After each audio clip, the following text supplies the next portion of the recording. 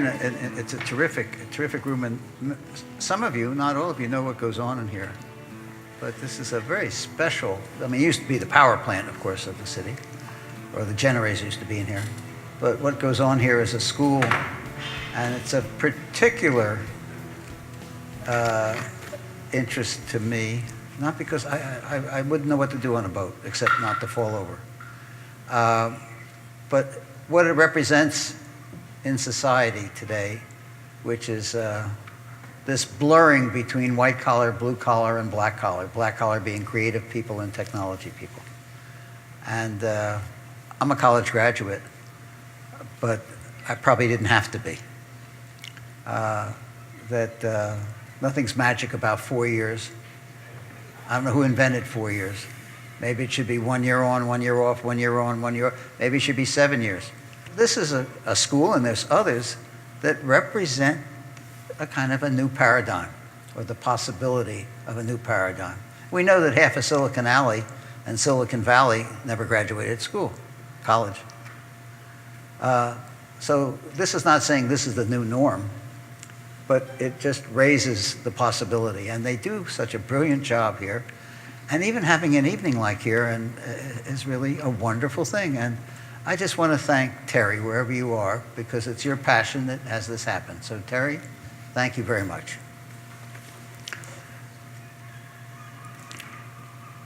The model for this evening is not an interview, but a conversation. I thought I would tell a little story, which is the first couple sentences of a new book I'm doing. I do lots of books. And it shows you that everything, or some things are connected, and how important storytelling is, and how we can each tell stories of different things. I hope we do. And tell them to each other, and ask questions of each other. Most of the people here know each other. I don't know them, but they work together, most everybody here. This is the first time they've met Ping, and Ping is up from North Carolina, from the Research Triangle. And the rest are from Bristol and around. And you know, the other half of this school is in Bristol, and this gentleman runs the composite program of that school. So I'm doing a new book, and the very beginning of the book starts this way. I just flew into London, and I was crossing the street, and I was jet lagged, and I looked the wrong way, and I almost got run over by a bus. And I realized that the bus is about the size of a blue whale's tongue, but I'm really exaggerating because it was a double-decker bus. But as it comes to a screeching halt, not to hit me, it gets rear-ended by a Volkswagen Beetle, which was Hitler's people's car, and it was first built in 1935, the year I was born. And that's the beginning of the book. And you won't forget it, because it's a little story. So what did the back end of the bus look like? Because we do composite rear-end bus parts for the London double-decker bus, and I want to know if it was one of ours and whether it failed. It had your picture on it. And that was what drew the VW into the back of the bus. I heard the bus was totaled and the VW drove away. That's the beauty of putting the engine in the back if you can hit people in the front. That's it. Ping, we'll start with you because it's hard to miss the pink ping. You got to tell us about that scarf and the shoes. Okay, so I do 3D printing, and if you don't know about 3D printing, you all know how 2D printing works, right? You have a piece of paper, the jet head come deposit the color on the paper, depending on what you design or what you write. So 3D printing does very similar thing. I'm grossly simplified, but imagine that you don't just print in one layer, you print layer by layer, it stacks up. And then the white space on your paper is loose powder or supporting material, and your color or letters are shape. So it comes out, become an object. So 3D printer prints object or product layer by layer. And what I have on me is a scarf, which is kind of like a chainmail. There's no assembly required. It comes out in one piece. And it took 17 hours to print. It's not very short, but it would take you a lot longer to assemble this. And on my feet, you can't really see, but after the talk, you can come closer. Is a shoe, Yeah, I'll hold on. again, 3D printed. As It's you can see, you can lightweight, see through it. lightweight high heel with a lot of art objects put on it. Really is an experiment on how refined can you design a shoe, and this is actually exhibited in MoMA in New York, and people ask if this is wearable. Of course it is. I have worn it on trade show floor for 10 hours a day for 3 days to stress testing the shoe to see if I would break it. It didn't. No, actually, that's a really good question. Those are dyed. Those are post-processing dyed color. But in today's technology, this is printed. The shoe was 2 years ago, and then the shell I printed last year. But as of this year, we do have printers that would print color out directly. We do not dye them. Why do you think this, what she does is what you do? So- Well, yeah, we were talking about that earlier. Additive technologies like 3D printing, which rapidly prototype ideas from really CAD, from computer-aided design, drawings. We do the same thing in the materials that this group works with the composite materials. It's an additive technology as well. If you imagine fibers and resin, and we build these on top and stack them and mold them in tools that are made by guys like MoldCam, and we build and we add rather than subtracting in general. So that rather than billet engineering, the taking of a large billet of a metal and machining it down, we're adding materials and building up. And not only is it more effective in terms of material usage, but it's far more effective in terms of creativity, in terms of aesthetic design, in terms of form following function.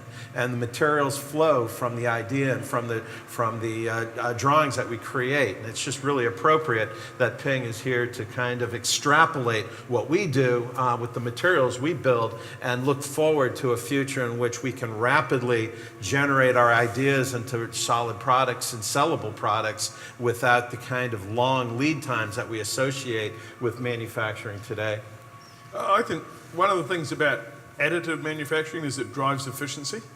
If you start with a block of wood or a piece of metal and you want to make the most efficient lightweight structure, you've got to take a lot of material out. And the more efficient or lightweight you want, the more effort you have to put in. If you start with a sheet of paper or with a mold, and to make something, you've got to put stuff in, you start to think about how much you put in, because everything you put in takes time and money, and you only want to put in enough, the right amount. So when you're additive and you're adding material, everything you do is costing you, so just do enough. When you're taking away more material costs, so you might as well stop if it's strong enough. You know, my wife, who's not an engineer by any stretch, came here in her teens and saw the Hoover Dam and told me as an engineer it was an engineering masterpiece. And I said it would be if you could pick it up. But it's just a big hunk of concrete, you know, anyone can do that. Whereas I think what we're doing You're is not modern from this materials. country, though. You're not from this I'm country. an American. My mother was born here. I've got a passport. What will we show you? But I think the additive thing is you think differently about how you're going to process something. If you start with a tree and shape something, if you start with a billet and machine it, you get to the point where you go, I could scratch away at it a wee bit more and make it lighter and more efficient. But I'm not going to save any material. I started with the same amount. I'm just going to add labour. Where if you're building something from a mould or from a 3D, everything you add, it makes you think hard. It makes you engineer it. It makes you appreciate what goes into it.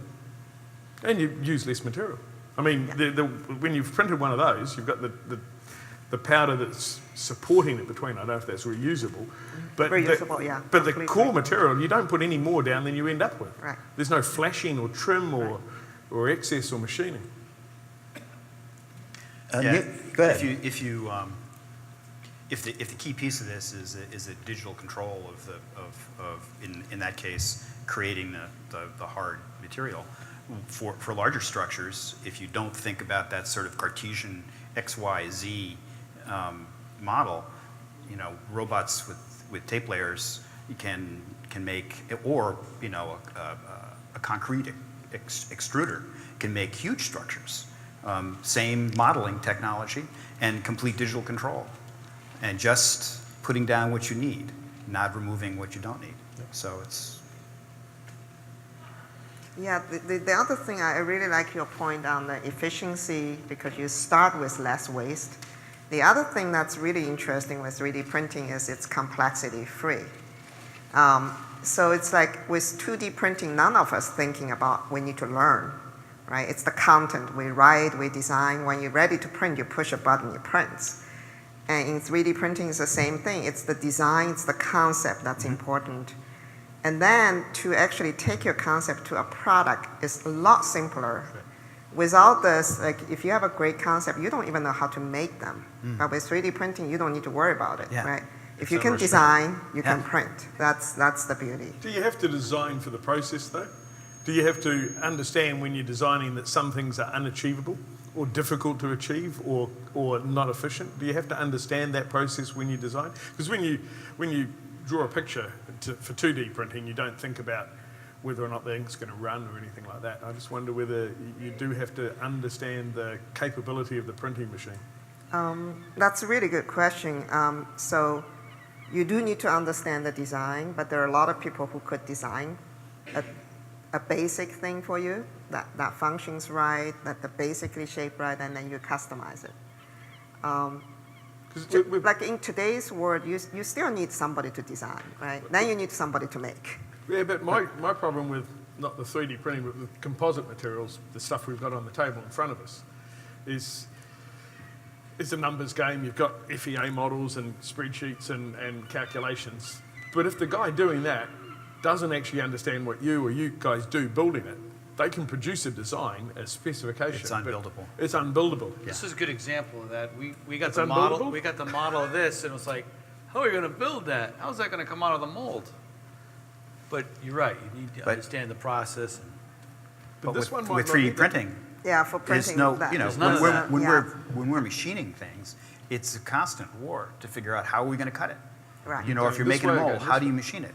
But with 3D printing, It's I mean, we can complexity print metal, free, we can yeah. print hollow metal parts with truss work inside them, and I can't think of how else you would make it.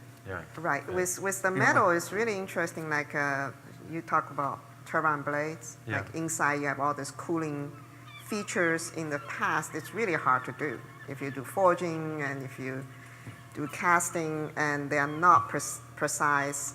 And today, you can make them in the structure that's lightweight. It has right cooling, and it saves few points of fuel efficiency, which is billions and billions of dollars. which is super important. It's super efficient, yeah. And then with metal, for example, in the past, metal is solid, and solid is not stronger because solid breaks, right? So you can build those geometric structure inside of the metal such that when you have impact, it actually contract or bend but doesn't break. And they are lighter weight, so you immediately have fuel efficiency. If they're lighter weight and they don't break, or if they do break, you actually can design it such that they break at where you want it to break. So you can fix them very easily. And this was in Bay Bridge in San Francisco. Like you all know that it has earthquake and then the bridge broke apart. And now the new Bay Bridge piece is designed with a repair in there. So if earthquake come and the structure is such that it's very hard to break because it can bend much more than it used to. And if it does break, it breaks in a honeycomb shape that's exactly at where you want to break. And then they will slide the temporary bridge in and slide the permanent bridge out, like how we change the spare tire. And then you can fix the bridge literally in 15 minutes because it breaks the way in a structural way. So you can bring the pre-made structure in and then fix it and slide it back. So you don't have to stop the traffic when the earthquake comes, which is incredible because they have studied even the very strong earthquake, it would take at least 45 minutes before the bridge would collapse. So you have time to actually take the one that's have structural damage out and then bring the temporary in and fix the one with the structural damage because you only need a temporary one. You don't need it to be that strong, and you slide it back. It's incredible. And this is what's called resilience design. Resilient design. We do, one of the things that attracts me to these materials, whether it's thinking about it in terms of additive, but it's also the palette that we get to work with. We have an infinite array of materials, resins, reinforcements, orientation, and architecture, and it's an amazingly creative palette that allows us to build frangible, what you're describing as a frangible structure, Right. one that breaks only where you want it to under Exactly. conditions that are extreme or beyond extreme. And so we work with the materials in exactly the same way to architect them in a way. And then it takes a creative group of people to then fabricate and build these, almost a cross between artistic and science and engineering for manufacturing. So the interdisciplinary aspects of both the design and the creation process and manufacturing are all highly integrated and gives us just tremendous opportunities. We built a people mover in Detroit. Anybody go through the Detroit airport northwest? You run that beautiful train, that red train. That was built in Warren, Rhode Island, by the way, by some people that are probably related to you guys. And the only reason it looks like the only reason it looks like it does is because that you can mold it into creative shapes. And that kind of freedom is what we're talking about here, to create, to engineer, to design unrestrained. I think 3D printing does that for us. 3D printing offers that kind of ability to take off the chains and literally design with great freedom. We built that. It's very contoured. It has tremendous shape to it. You couldn't build that out of metal and afford to put it on a track. And so it's kind of an interesting and exciting type of project to work on.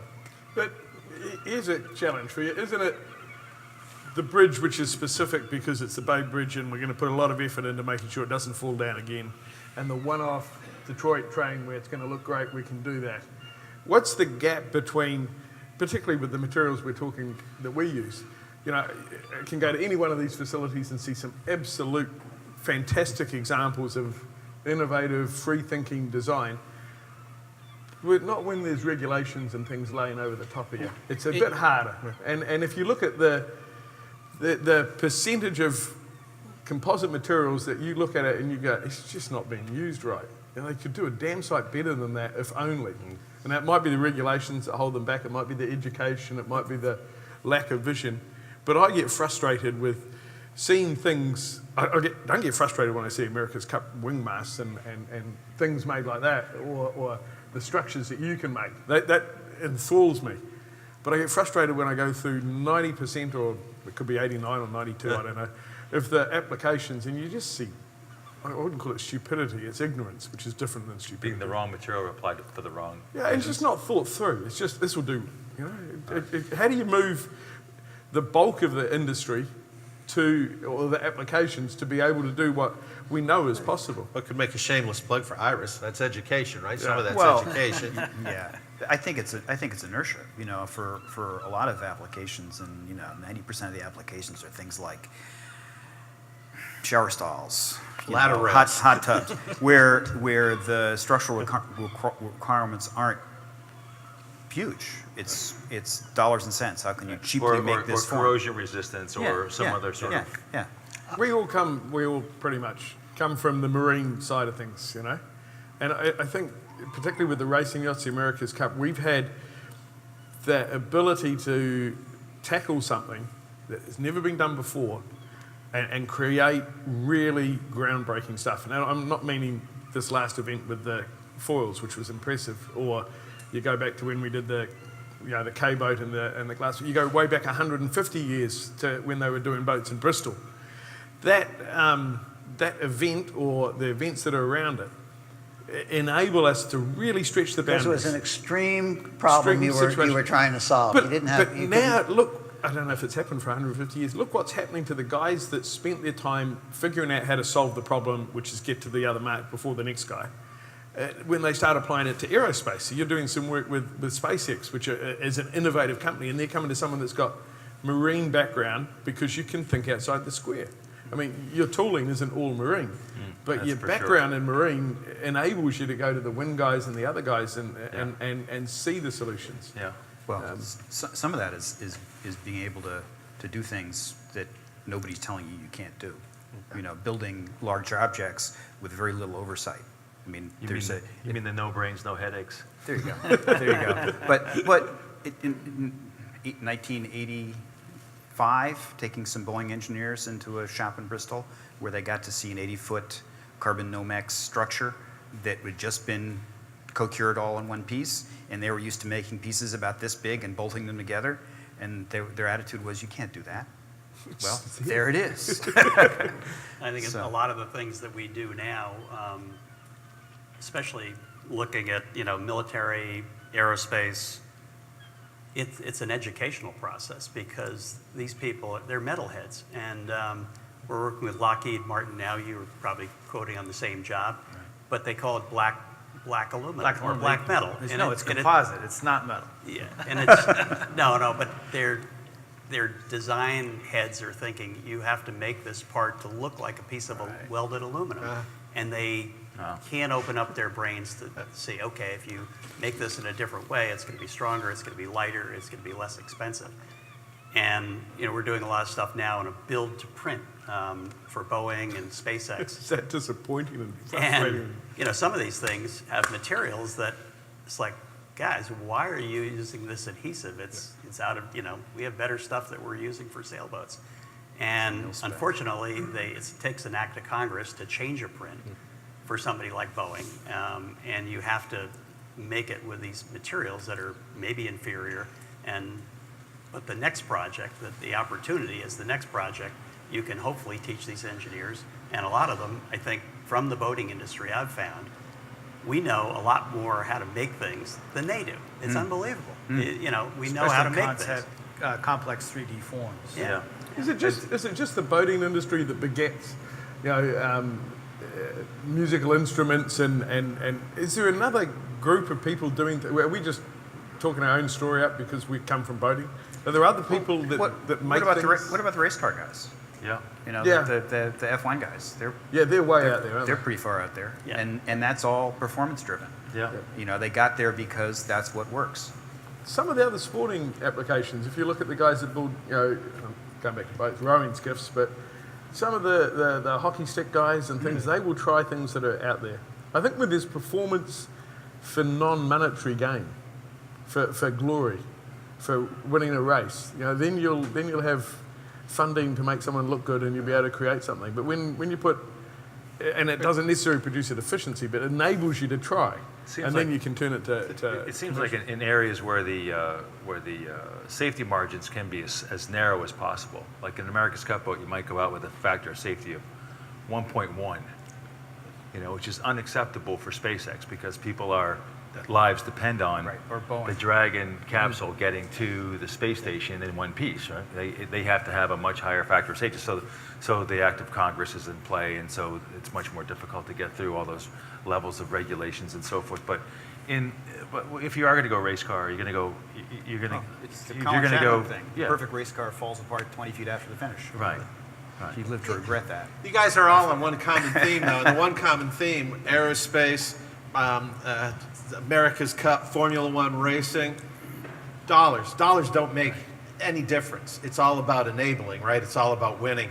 To a large extent, dollars don't make a lot of difference. For the penetration of our materials into automotive, into energy systems, into our everyday lives, we face a much more difficult constraint, and that's cost. Sure. And that's why somebody asked the question, why are we all marine guys in one form or another? Well, I'm not. I'm an aerospace guy, but I got jaded in aerospace because all we did to solve problems was throw money at it and time and stodgy Boeing military specs that held our feet to the ground and added cost.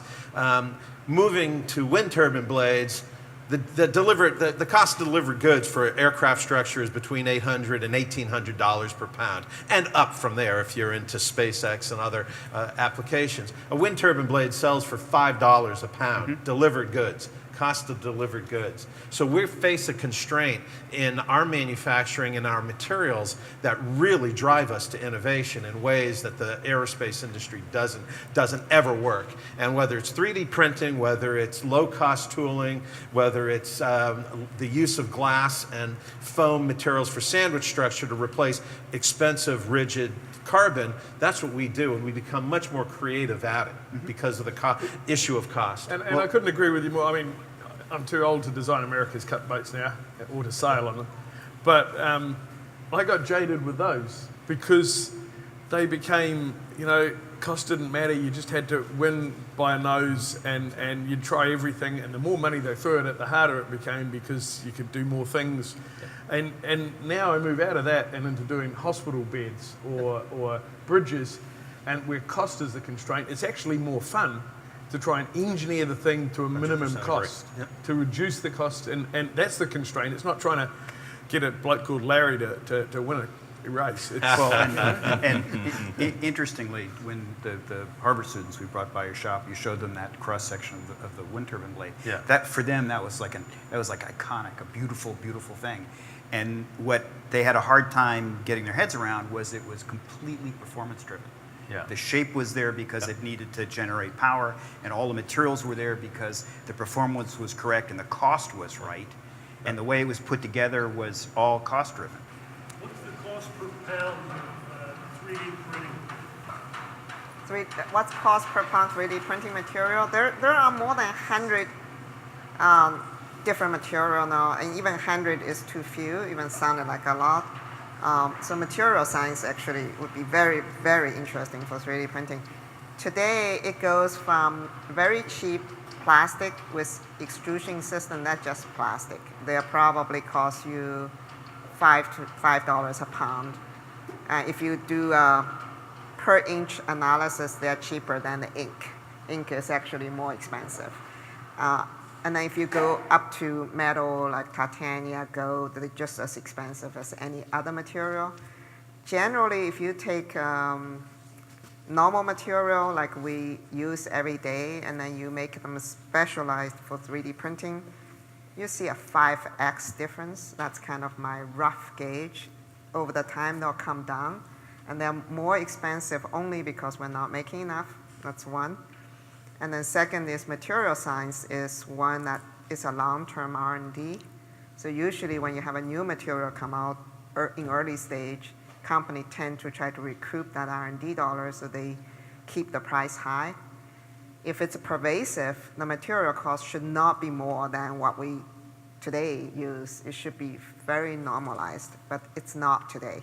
Today, other than plastic, I would say maybe the plastic is 2x price compared to 3D printing plastic versus a normal plastic. Then you've got to think, Yeah. it's easy to talk about cost per pound of the material. And you use And less. you yeah. use less. Look You at the use a lot shoes. less, There's yeah, no yeah. material that goes into them, you know. Right. So all the material that is procured and put into the product ends up in the product. Right. You So use there's- less you've got to- material. And if you the have blades less can be waste. hollow and you use less, if you can do building Exactly, things, and it's optimized. so- and yeah, it's so- optimize it, and they're stronger, more flexible, et cetera, et cetera. So like Yeah, the that's the key. plastic that we are using today are all PEP. They are all ocean fished recycling plastic bottle that's being made into material that we print. So you take a negative value and turn them into positive value, right? That's pretty cool. Do you see structural limitations in 3D printing?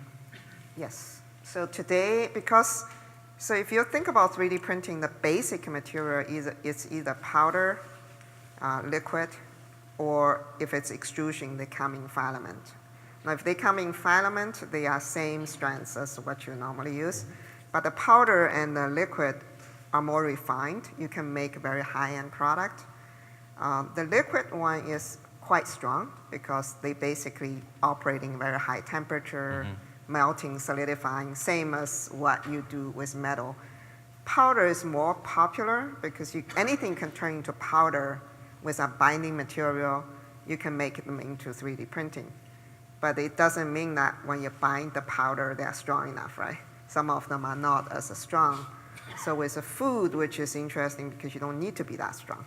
So food just needs to be safe and it need to have enough variety, but it doesn't need to be that strong. So it's actually an easier material.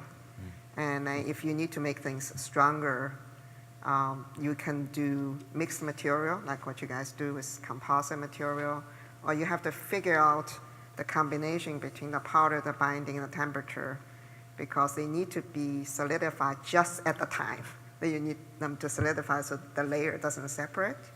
So those are still some of the challenge in terms of structure. Is there a quality. technology today is being developed? We're very familiar with starting with base forms, maybe creating a cross structure of something, inserting it into a process and then building off of that. So we create a backbone and then put detail on top of that. Is there work being done in rapid prototyping, 3D printing for that type of kind of combination of simple shapes that can be formed readily and inexpensively, but create structure combined with the details that you could put in a digital printing operation? Right. There's a lot of work being done in the software. So the structure are generally be done in the software, and then you do the analysis. You run the mathematics and physics analysis on those structures. There are several things that makes the structure interesting. For example, the glass is easy to break, and a tinted glass breaking small pieces, right? But if you cut them into a certain geometric structure, they actually would be 10x stronger. They don't break. A little bit like my live hinge here. Yeah. Okay. So you can take the same principle and apply it to acrylics and some other material that are kind of brisk, kind of like glass, because we can operating at 1 micron accuracy. Right, 1 micron, 10 micron is about 1/100th of your hair. Just think about how small in the accuracy that we can, because those jet head can jet at 1 micron accuracy. Sometimes we actually have problem to have jet head to get bigger droplet. Like with food, I don't want 1 micron. I don't want a 10 micron. I want a 50 micron or 100 micron. Right, they're too refined. But because they can act in such a refined accuracy, you can put like really intricate geometric structure in there that things just they don't break because they have give. It's not because so you can take the same material you have today, make a new material out of it. So is like building a polyhedral structure in cell the structure. in the You plastic? build a cell structure into it, and you have membrane that holds them together, right? So this live hinge is kind of one of those. Yeah. So That's here's cool. the thing, Cool. you can do it, but you've got to think that you want to do it and figure out where is the best place to do it. There's so much that goes in the design. That's a higher level of that Yeah. pre-engineering. And You know, I mean, the design as in, you can give me a piece of software, I can create the shape, but someone's got to think, you know, do we want to make the shape out of solid, or do we want to get really clever and create a internal, that's what amazes me about the shoes, apart from the fact they're pretty, is, So I was they're looking at strong. this honeycomb structure. You try to pinch them and they break. They break because every one of your joint is a solid structure. They don't give, right? So my keychain have a give. So in 3D printing, you can make honeycomb structure, but when you push, they actually give until they touch each other, so they actually don't break. And then they can be much, much more refined if you need them to be. So there's a lot more flexibility in that. And also with the new generation of engineers, they all learn how to use computer. They can go onto computer and then design as refined as they need to be, and then print them out, right? I'd like to bring up a point here. We're talking about all the technologies, but it's the knowledge of what these things can do that has to do with our imagination. Right. That we know that, how do you figure out, how do you have in your head that you're able to do that? And how how when they invented a pencil, you could get the idea that you could draw with that pencil, and it could bring that. And that's a very simple technology, a pencil, but there's a time when there weren't pencils, and that you could sharpen a pencil and you could get it into a fine point. I know I'm talking at a very primitive level, but the fact that you know these things exist changes. it's the inspiration. It's the inspiration. It allows you to think of things. But there's a change there, isn't there? In the past, we invented the pencil to replace the hunk of coal. and we invented or refined or developed the pencil for a problem. And we invented the sharpener because the pencil. So the development in the past has been to solve the problem. What I think is happening now is there are problems that are not envisaged, that the solutions are apparent or enabling for, and that the change in thought is not to find a problem and then go and solve it. The change in thought is to understand the capabilities Right. and see what problems you can solve with it. JB and I live in a world of solid surfaces. Right. And we machine a surface. We're not thinking about what's going on inside and the fact that we can add stuff inside. I think that's the huge leap that the printing has. Right. Putting a cell structure or structure inside. Well, if we get back to learning it, is the fact that this allows you to imagine that these things can happen. Yeah. So you take the It enabling. changes your way of it's about imagination. It's different. It's not just, it allows you to think Getting your head out of differently the about box everything. is the Right. most difficult So, thing. so Richard, you asked a really good question, which is how does those things happen? One thing what I noticed with even this panel is like earlier you talk, I work with you, I work with you, I work with you. It's this collective wisdom that's enabled in today's Yes. networked world that allow us to create things that just not possible before. So not only we are able to imagine it, but we can work with a lot of people to make that imagination happen to be reality, right? Not just imagine it. So one example I want to give is in January that we, it's a 3D system and then there's a robotic company that we work together to create robotic prosthetics that help the paraplegic people walk again. So they are paralyzed from waist down. And then you got people in mathematics, physics, engineering, manufacturing, 3D printing, software engineer, product manager, you name it.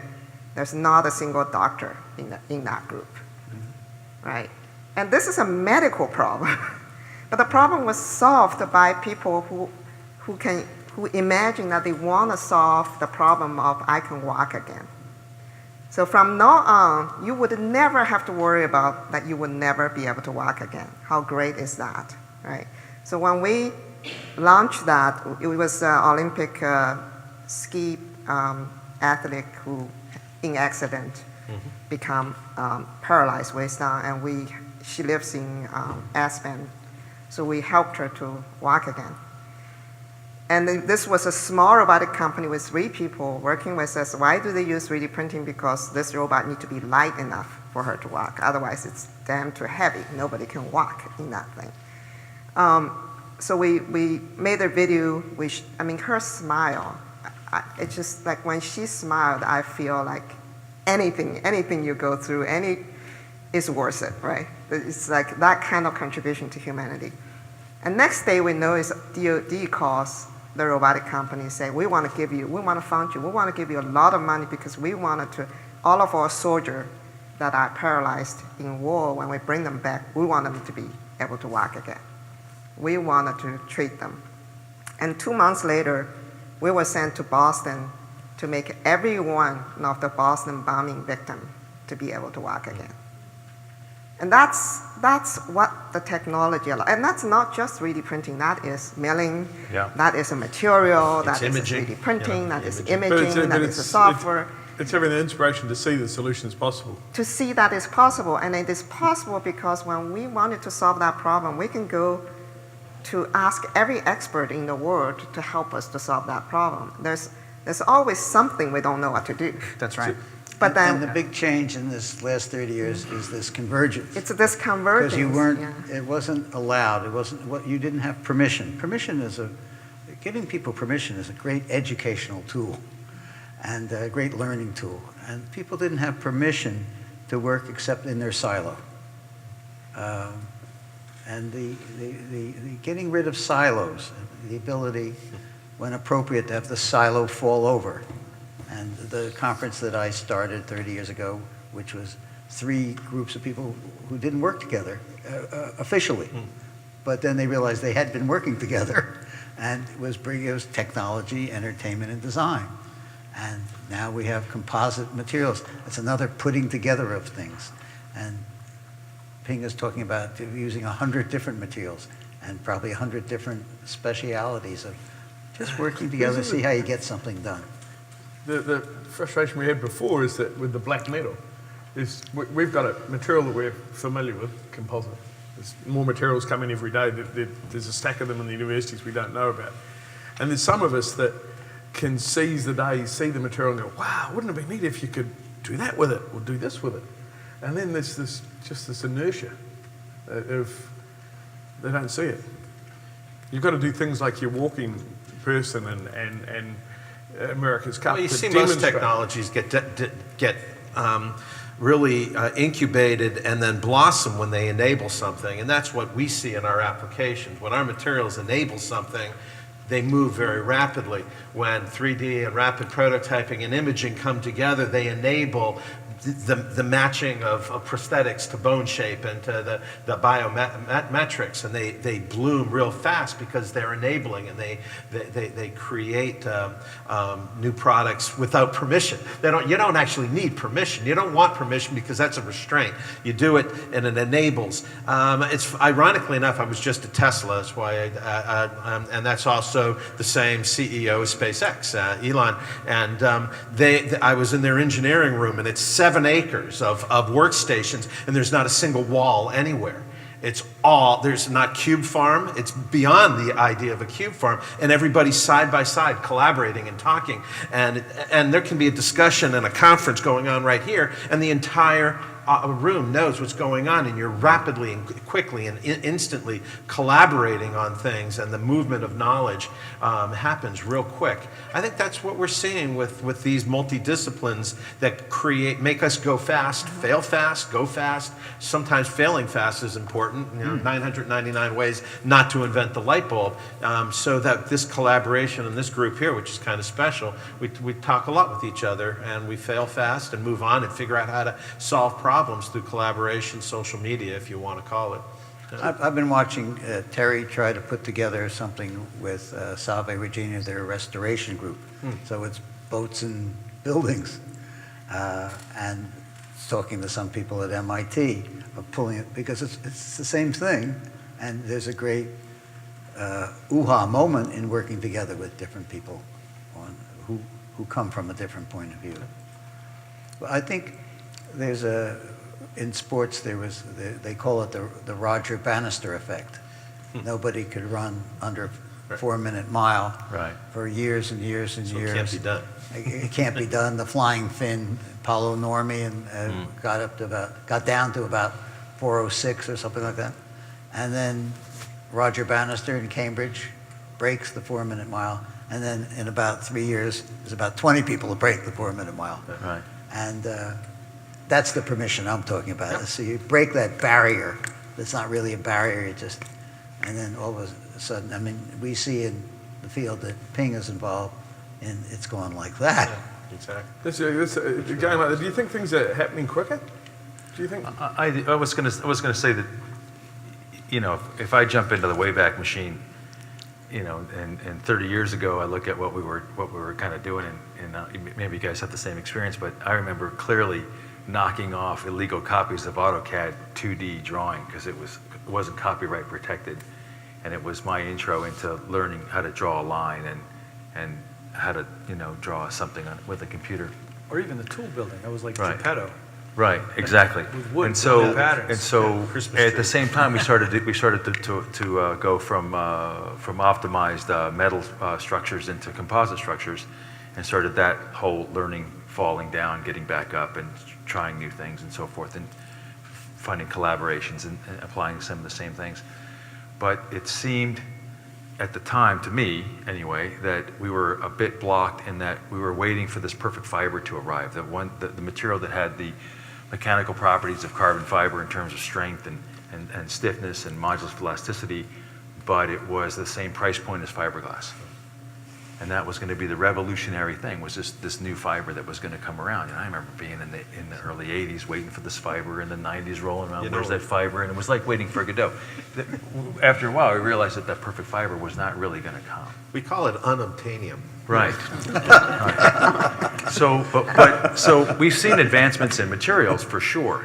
and I don't want to understate that we have seen huge advantages in mechanical properties and price point and commercial availability in processing of composite materials. But at the same time, that silver bullet hasn't really arrived. But what has happened in the background is that the CAD has gone absolutely vertical in its climb. And you know, before we were, as I say, we were stealing knockoff copies of AutoCAD 2D, but now you can't decide which 3D package to buy because there's 2 or 3 dozen. And there's so many different kinds of unbelievably good 3D design packages now that are available that, you know, we used to go to the tank and tank test forms to get our drag coefficients and figure out when boats planed and things like that. But nowadays, you might go to the tank for 1 or 2 small things to validate, but the analysis component is derived from a CAD source.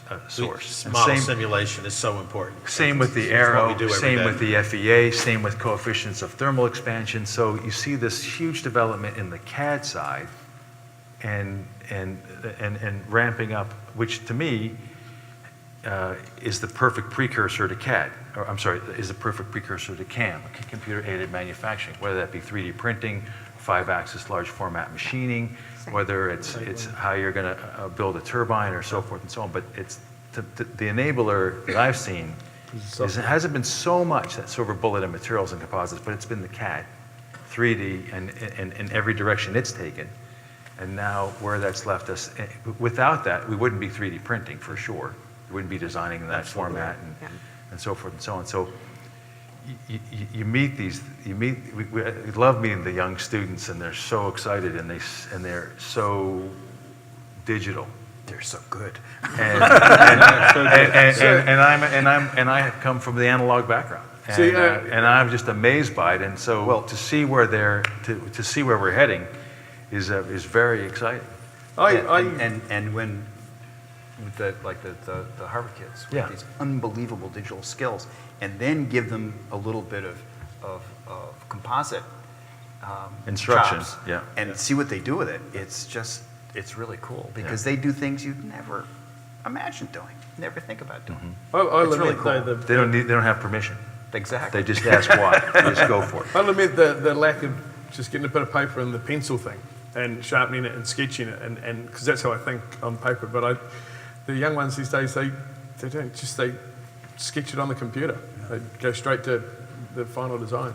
And we do, and it gives us such a rich array of opportunities to create and go fast with that. We stylized a bus and I mean an incredibly attractive looking artsy bus that you could never fabricate from steel, and we did it in the course of about 6 weeks, and then we machine plugs in the course of 6 weeks, and now we have a real object, and it gets engineered, and the simulations, whether it's static analysis or the dynamic crash analysis, the structural engineering, and then the build, it happens so much faster. Our design cycle tightens real quick, and we learn to both build fast, fail fast, go fast, and create new products that make our world a better place. It's really cool. But it's not the CAD piece is not happening in isolation. It's tied up with material knowledge, with understanding. It only really works if you understand the materials. Yeah, that's where it falls down. Is the people not having enough time and experience on the shop floor actually building things and We were figuring taught at out university, tolerances and if so you can forth. draw it, you can build it. But I don't think that's quite the same, right? We talk about building for printing, for building to print, and there's so much of that vacuum design when it's not integrated through a design for manufacturing exercise that it becomes really challenging to build. And so I think it's super important that we think in 3D, we think in the 3D printing world or in the manufacturing world of the materials we use and how it's going to be made. It's critically important. So both disciplines disciplines of the CAD is just a tool, but at the root and at the fundamental level, it's still assembling materials. And those materials have to have a physical model to bring them together, because the virtual model on the CAD is just that. It's just a virtual model. So I agree that there's that disconnect and that importance of being disciplined in both manufacturing world as well as the using CAD is simply what it is, a tool. It's a T-square and a lead pencil. It just happens to be able to give us far more power. In the next 5 minutes, we'll take a few questions if there are any. If not, we'll each sum up something. Are there any questions? Not speeches, questions. Sir. You said something about 3D printing food. What was that all? That's a good question. So I believe that democratization of 3D printing is going to be through food, not plastics. So I often get asked this question, like, when does 3D printing going to come home? And the answer is it's not about the question whether or not it's going to go to your home. It's which room would you have a 3D printer? Is it in your kitchen to print food, or is it in your garage to do it yourself? So food, today you can already print chocolate. I spent a lot of time in the chocolate factory. It's intoxicating, I can tell you. And then to figure out how to print chocolate, and you can print candy very easily, because the basic ingredients is just powdered sugar with water as a binding material, and then that water can be flavored, right? You can have sour apple, mint, and whatever. And you can print them any shape you can print. I can print you a sugar. So if you give me a Mercedes She printed me a Benz, teddy bear. yeah, I print his 10th-year teddy bear, and if you give me a design of bus, I print you a sugar bus. So same file, and it's very easy to do. That's right. Just Now, a different scale. sugar does have the bad connotation of not being healthy, so one of my thoughts was, what about printing food for children and elderlies, and also for poorer community where the kids don't eat healthy food. So if you can print your food like into dinosaurs or superheroes, then the kids doesn't care that you put spinach in there or whatever. So you can put like a lot of really healthy ingredients into very interesting shape to entice them. My mother's 84. I would love to print her food for her when I'm not there. And so if I print her pancake, it wouldn't be looking like a pancake. It would be like, "Good morning, Mom. You know, I hope you have an interesting day." And that would be her pancake. And I also know she has hypertension, so I won't put the normal salt in there. I would put no salt in there, right? So if you have someone with diabetes, you would not put sugar in there. You can control the ingredients for the food.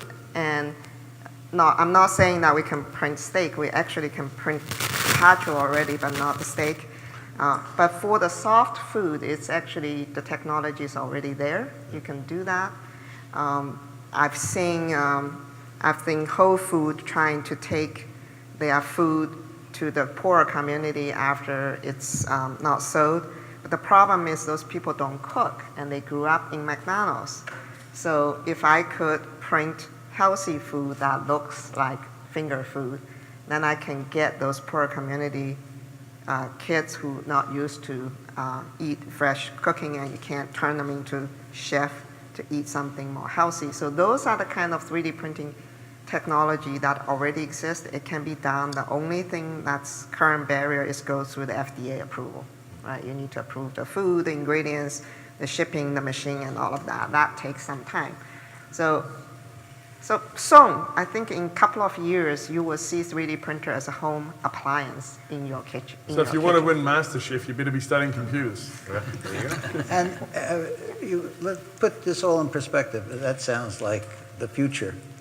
In 20 years, it'll sound like really old, past stuff. Yeah, it's going to be Because like it's your microwave oven it's or not- convection. Yeah. This is, anything we talk about now is still so primitive. And everything changes back and forth. Yes, is there a question back there? Okay, go ahead. What's the ideas on the best way to introduce young people to the power of these technologies? I get involved with that quite a bit. I work in the wind industry, and one of the ways of getting young students engaged is through competitions, through challenges. And it happens to be in the technology we work in. It's easy metric to measure. Introduce the idea of sustainability. I think it's the great challenge of one of our great challenges of our time to provide a sustainable energy future, and have them design wind turbines, shape blades, put it onto a fixed turbine, and put it in a wind tunnel or a fan, and measure the output of energy. And they begin to learn a lot of different scientific disciplines. If it's put holistically with coursework, they get their hands onto these different materials. They get their hands onto a computer and develop some design. They begin to innovate, to think out of the box and in different ways. So grand challenges or small challenges for students, I think, is a great way to help draw them in and inspire them. It needs to be coupled with interesting laboratory work or classroom work that ties the unit into, a matching set of fundamental principles and scientific and physical principles. But to me, that's one that I've seen be very effective. I've got a young son, teenager, and if I could get him to do that, that would be great. But how do I get him interested in anything other than, and he lives in a 2D world. He lives on the screen. Well, That's the problem. And I think you've got to get them out of their bedrooms and out of the screen and seeing things in 3D, and then they start to think that life is more than just what's on the flat screen. Well, the Brits invented a beautiful $35 computer called the Raspberry Pi. A kid could put it together for $35, and it's not very useful until he starts making it do things. There's integrated software for it that it becomes very entertaining. Get them away from the entertainment being fed to them and have them engaged in creating the entertainment. I think that's what that's what you really need to do instead of having them be fed. That was a problem with almost all the younger teenagers today. Instead of building the games, they're having them fed to them. Yeah. What would you do? Could I turn it on? What's your, yeah? You got it. Have them play with the stuff. Yeah, have them play with the stuff. But I like your challenge idea. One last question. Ma'am. I had a question kind of combining your comment on the marathon bombing victims and designing things for humanity, as well as your comment on working within the constraints of cost. And my question is in regard to in the poorest regions that are often most in need, how do you envision us getting to a point, whether it's technology barriers or supply chain barriers or whatever it is, the education barriers, where this technology can be applied for those problems? That's a really good question. So in North Carolina, like Massachusetts, you got some rich region, the rest of the state is very, very poor. So I started a program there called Children Help Children. We put 3D printers into those schools. Some of them are very poor schools, and we ask the student to print things that they can sell. And then the money that comes back will buy material to sustaining the printer, or they will buy printer for the poor school that they cannot afford. So that's only objective I give. I said, you have the machine, you produce things you can sell, and then that money will be used to help other children. And it's totally amazing to see what happened. And then we end up with the poorest region of the school winning an award and went to White House and getting an award from president. I tell you what happened. The girls, instead of selling cookies, they started printing cookie cutters. Simple, right? And cookie cutter is just a 2D drawing with extrusion. And they start to put message in there. And they anyway that Girl Scouts, they go door to door to sell cookie cutters, and they sold a lot of cookie cutters. And they beat the boys in heck out of it, right? So the boy comes back and said, no, not fair, the girls are winning, so we need to win too. So what's the idea? So we had an ideation session, and it just happened to be, I observed in a lot of landscaping light that there is a plastic piece that always breaks because the boys play balls and they keep kicking it. So we teach them use the CAD software to repair those plastic pieces that you can print. And many of the boys mow lawns and help in the neighborhood anyway, so they started to go door to door to help people to repair their plastic pieces. And they end up getting a lot more jobs than they ever imagined. And I never have thought about there are so many things you can repair with a 3D printer with a simple CAD program that we put it out like $49, but we give them for free. And the poor region kid did much better than the well-to-do region, because the minute you tell them to go make money, they are very creative, you know. And another thing I found is if they understand, children intrinsically understand, if they have to sell, they have to make something work.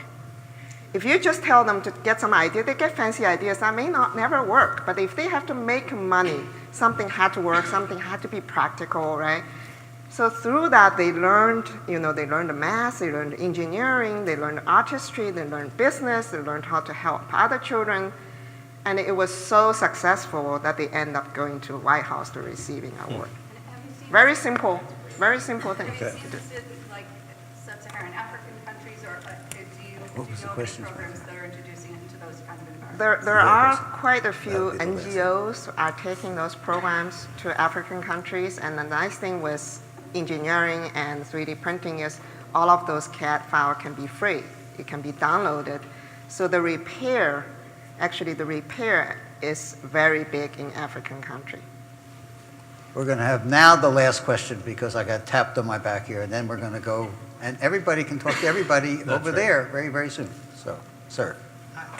I just wanted to say that I've worked in the field of education for 30 years. This is a very dynamic time in schools. And this is exactly what they're talking about, ways to get kids to think in terms of design thinking.